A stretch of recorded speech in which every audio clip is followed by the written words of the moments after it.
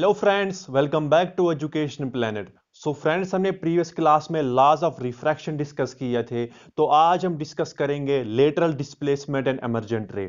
Lateral displacement और emergent ray क्या होता है?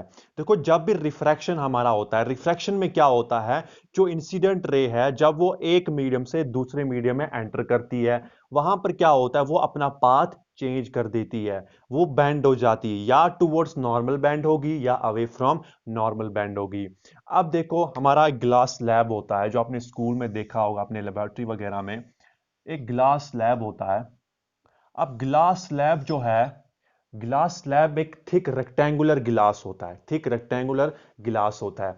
अब यहां पर हमारा देखो, ये जो गिलास है ना, ये एक थिक मीडियम है। तो ये कौन सा मीडियम आ गया हमारा? Denser medium. इसको हम लिखेंगे डेंसर मीडियम, डेंसर मीडियम। ठीक है। और देखो, जब भी हमारा गिलास स्लैब है, वो एक खुद क्या है, डेंसर मीडियम है। उससे बाहर, मतलब गिलास स्लैब के बगैर जो एनवायरनमेंट होगा, वहां पर क्या होगा? एयर होगा। तो एयर कौन सा मीडियम है हमारा? एयर है हमारा रेयर मीडियम। तो देखो, ये जो गिलास है हमारा, ये कौन सा मीडियम आया हमारा? डेंसर मीडियम आया। और जो एयर है हमारा, ये आया हमारा रेयर मीडियम।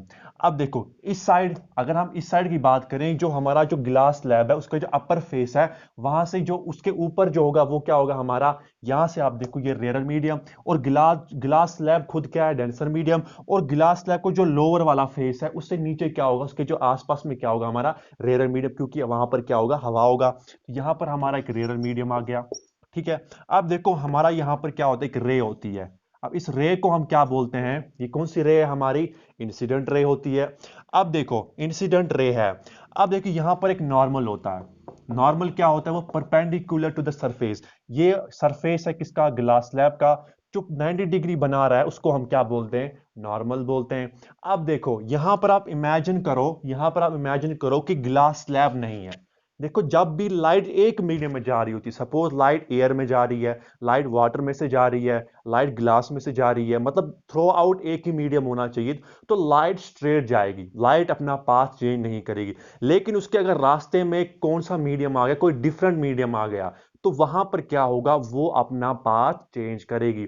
अब यहां पर आप इमेजिन करो कि ग्लास स्लैब नहीं है, तो लाइट रे आ रही है, तो वो सीधे जाएगी ना, सीधे जाएगी, बेंड नहीं होगी। क्योंकि आप इमेजिन करो कि यहां पर ग्लास स्लैब नहीं है, तो यहां से वो ऐसे जाएगी सीधे, without band.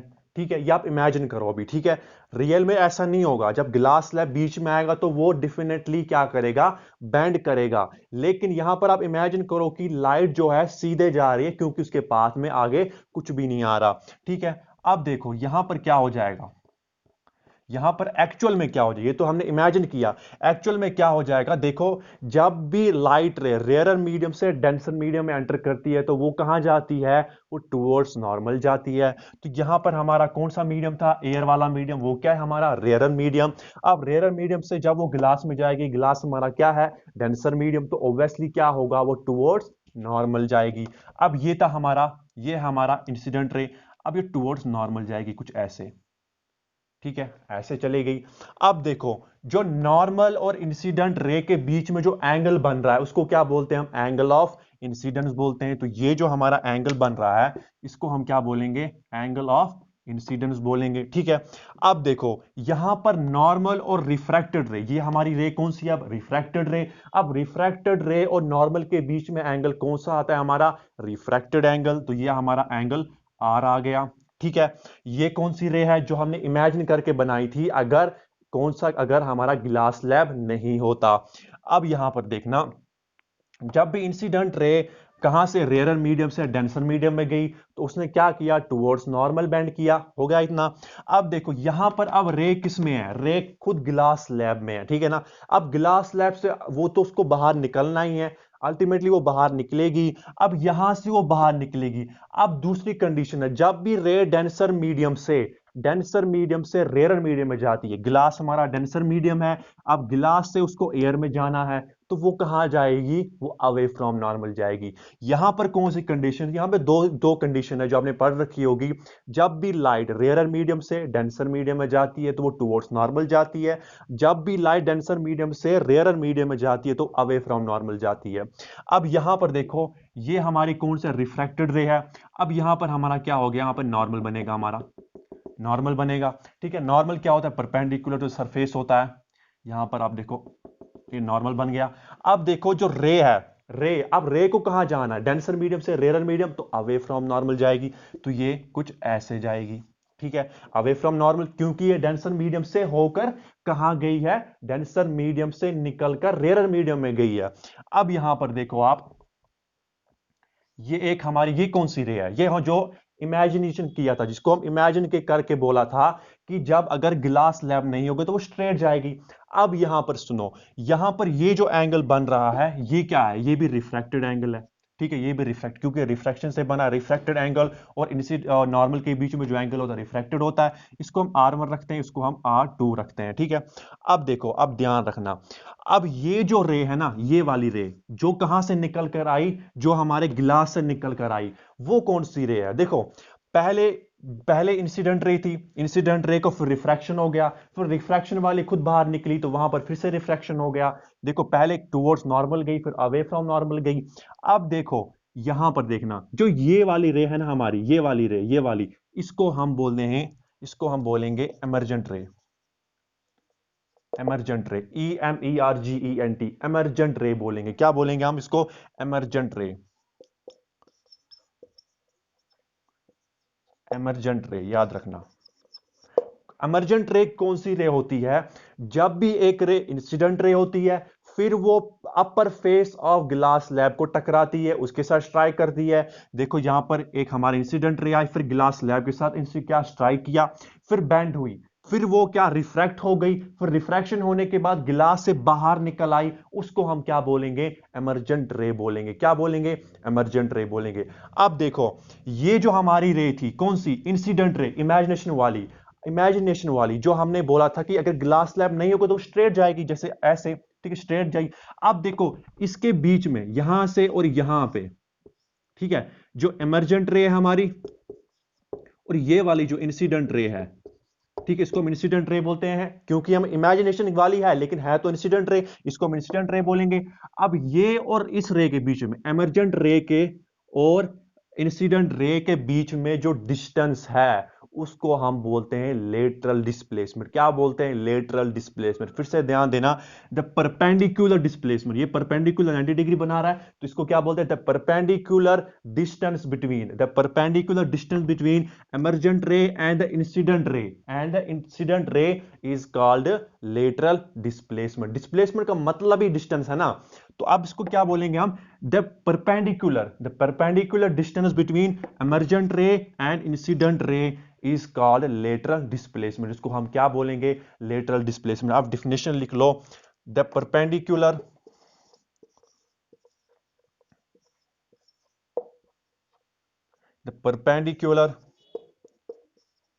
distance between emergent ray and emergent ray, distance किसके बीच? perpendicular distance between emergent ray and incident ray is called lateral displacement। फिर से बोलूंगा मैं, क्या होता है? परपेंडिकुलर डिस्टेंस, परपेंडिकुलर डिस्टेंस किसके बीच में? एमर्जेंट रे, एमर्जेंट रे ये वाली और इंसिडेंट रे के बीच में, उसको हम लेटरल डिस्प्लेसमेंट बोलते हैं। तो हमने देख लिया एमर्जेंट रे क्या होता है और लेटरल डिस्प्लेसमेंट क्या होता है। अब जो हमारा लेटरल डिस्प्लेसमेंट है, ये दो फैक्टर्स पे डिपेंड करता है, दो फैक्टर्स पे डिपेंड करता है। पहला फैक्टर है, पहला फैक्टर है thickness of the refracting material. दूसरा डिपेंड करता है refractive index of the material. मतलब क्या है इसका? देखो, जो हमारा लेटरल डिस्प्लेसमेंट है, ये दो फैक्टर्स पे डिपेंड करता है। अब वो क्या क्या है? थिकनेस ऑफ रिफ्रैक्टिंग मटेरियल, कि कितना मोटापा, कितना थिकनेस है रिफ्रैक्टिंग मटेरियल, कितना थिकनेस है जिसमें हम रिफ्रैक्ट करा रहे हैं। जैसे कि हमारा यहाँ पर गिलास स्लैब था, तो इसकी कितनी थिकनेस होगी, पहला पॉइंट। अब दूसरा हमारा refractive index of the material, उस मटेरियल का रिफ्रैक्टिव इंडेक्स क्या है। अब ये क्या है जो हमने बोला कि थिकनेस ऑफ रिफ्रैक्टिंग मटेरियल, अगर जो मटेरियल ज्यादा थिक होगा तो ज्यादा क्या होगा, हमारा लेटरल डिस्प्लेसमेंट। आपने देखा है कि जितना मटेरियल ज्यादा होगा उतना ज्यादा क्या होगा, हमारा रिफ्रैक्शन ज्यादा होगा। जब रिफ्रैक्शन ज्यादा होगा तो ऑब्वियसली बैंड ज्यादा होगा, जब बैंड ज्यादा होगा तो दूर ज्यादा होगा। जैसे कि अगर यहां पर हमारा एक मटेरियल है, अगर ये ज्यादा बैंड होगा तो ऑब्वियसली इंसिडेंट रे जो इमेजिनेशन वाली है उसके बीच में और इमर्जेंट रे के बीच में डिस्टेंस बढ़ जाएगी। तो पहला फैक्टर क्या है कि जो थिकनेस है एक मटेरियल की उस पर डिपेंड करता है, रिफ्रैक्टिंग मटेरियल का थिकनेस जितना होगा, जितना ज्यादा होगा उतना लेटर डिस्प्लेसमेंट होगा। तो पहला किस पे डिपेंड करता है, थिकनेस ऑफ रिफ्रैक्टिंग मटेरियल पे। दूसरा डिपेंड करता है रिफ्रैक्टिव इंडेक्स ऑफ मटेरियल, कि एक मटेरियल का रिफ्रैक्टिव इंडेक्स कितना है। मतलब क्या है इसका, कि लाइट जब एक मीडियम से दूसरे मीडियम में जाती है तो ऑब्वियसली वहां पर क्या होती है, वो बैंड हो जाती है। अब बैंड क्यों होती है, बैंड होती है क्योंकि उसकी जो स्पीड है लाइट की वो कम हो जाती है, वो कम हो जाती है।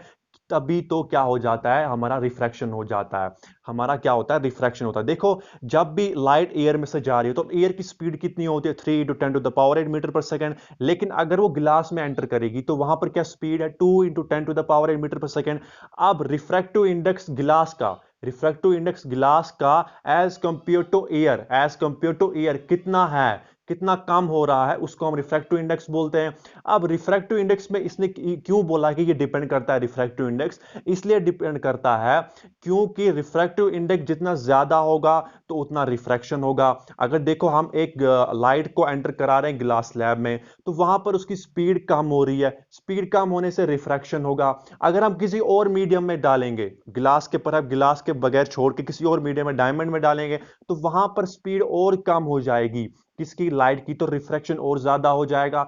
जब रिफ्रैक्शन ज्यादा होगा तो डिस्प्लेसमेंट बढ़ेगी, किसकी, लेटरल डिस्प्लेसमेंट। इमर्जेंट रे और इंसिडेंट रे के बीच में डिस्टेंस है वो इंक्रीज हो जाएगी। तो तभी जो दो फैक्टर्स है जिस पे डिपेंड करता है हमारा लेटरल डिस्प्लेसमेंट, वो है थिकनेस ऑफ रिफ्रैक्टिंग मटेरियल, कितनी थिकनेस है रिफ्रैक्टिंग मटेरियल की, और रिफ्रैक्टिव इंडेक्स क्या है हमारे रिफ्रैक्टिव मटेरियल के जिससे हम पास करा रहे हैं। तो आज हमने लेटरल डिस्प्लेसमेंट एंड इमर्जेंट रे डिस्कस किया। हमने डिस्कस किया कि जो किस किस फैक्टर्स पे ये डिपेंड करता है हमारा लेटरल डिस्प्लेसमेंट।